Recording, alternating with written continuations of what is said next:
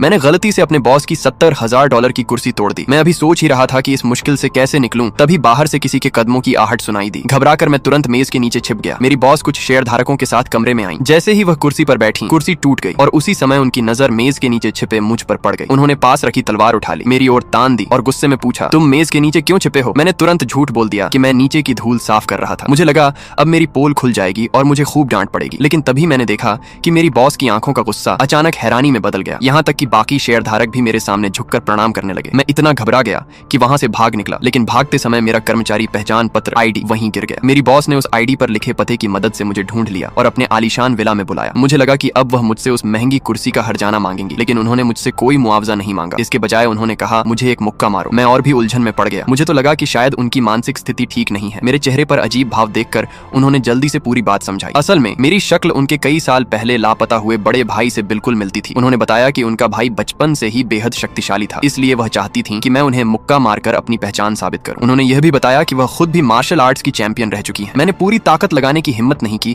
और बस हल्के से हाथ हिलाया, लेकिन हैरानी की बात यह हुई कि वह पूरे कमरे के पार जाकर जा गिरी। उठने के बाद उन्होंने हैरानी भरे चेहरे के साथ यकीन कर लिया कि मैं सचमुच उनका बिछड़ा हुआ बड़ा भाई हूं। उसी समय बॉस की छोटी बहन वहां आ पहुंची। वह अपनी बड़ी बहन पर कंपनी के शेयर अपने नाम करने का दबाव बनाने आई थी, लेकिन जैसे ही उसकी नजर मुझ पर पड़ी, उसके चेहरे का रंग उड़ गया, क्योंकि कई साल पहले उसी ने साजिश रचकर अपने बड़े भाई को पहाड़ी से नीचे गिरवाया था। उसे यकीन ही नहीं हुआ कि मैं वही भाई हूं जिसे वह मरा हुआ समझती थी। इसलिए उसने चालाकी से कहा कि उसका भाई बचपन से मार्शल आर्ट्स का दीवाना था। उसने कई प्रसिद्ध मार्शल आर्ट्स चैंपियनों को मेरे साथ मुकाबला करने के लिए बुला लिया। मैं मैदान के बीचों बीच खड़ा कांप रहा था। डर के मारे बहुत देर तक मेरी हिम्मत ही नहीं हुई कि कोई हरकत करूं। उसे पूरा विश्वास हो गया कि मैं नकली हूं। उसने तुरंत उन मार्शल आर्ट्स उस्तादों को आदेश दिया कि मुझे पकड़ लें। मैंने निराश होकर अपनी आंखें बंद कर लीं और मौत का इंतजार करने लगा, लेकिन अगले ही पल मुझे अपने भीतर एक जबरदस्त शक्ति का संचार महसूस हुआ। मैंने गुस्से से एक जोरदार गर्जना की और देखते ही देखते चारों मार्शल आर्ट्स उस्ताद जमीन पर गिर पड़े और लकवाग्रस्त हो गए।